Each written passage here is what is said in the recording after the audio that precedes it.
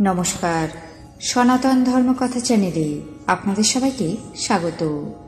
আজ শ্রাবণ মাসের 4 তারিখ সোমবার, কৃষ্ণপক্ষের একাদশী তিথি।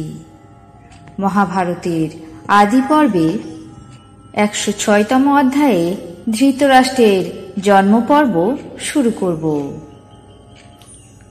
নারায়ণং নমস্কৃত্য নরং চৈব নরোত্তমং দেবীং সরস্বতীং ব্যাসাং ততো জয়মুদীরয়েৎ।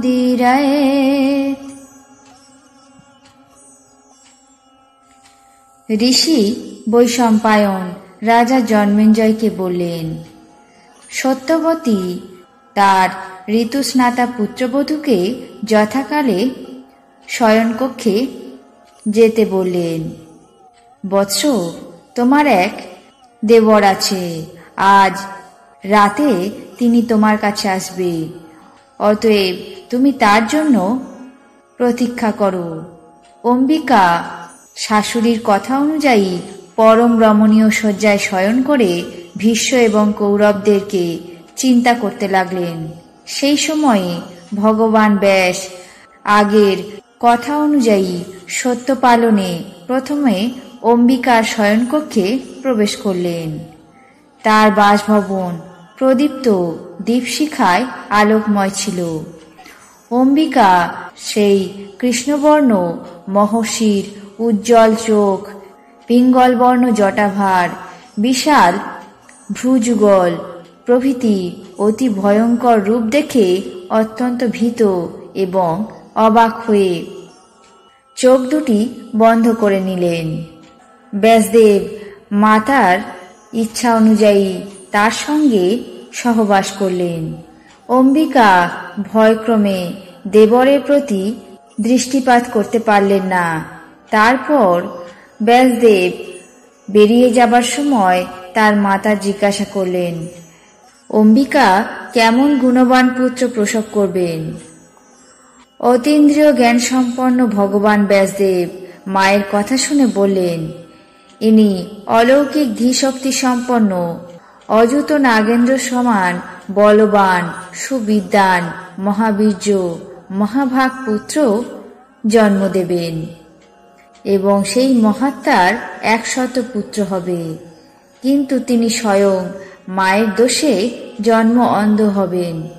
সত্যবতী পুত্রের কথা শুনে বললেন, হে বৎস, অন্ধ রাজা কুরুবংশের উপযুক্ত নয়, অতএব এমন আরেকটি পুত্র প্রদান করো যার দ্বারা বংশ রক্ষা এবং রাজ্যের মঙ্গল হতে পারে।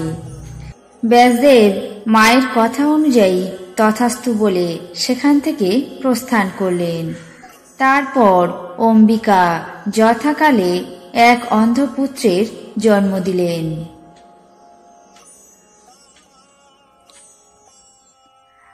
আজ মহাভারতের আদি পর্বের 106তম অধ্যায়ের প্রথম অংশ ধৃতরাষ্ট্রের জন্ম পর্ব এখানেই শেষ করছি। বাকি অংশ আগামী পর্বে পাঠ করে শোনাব। এখন জেনে নেব আজকের দিনের 12টি রাশির রাশিফল।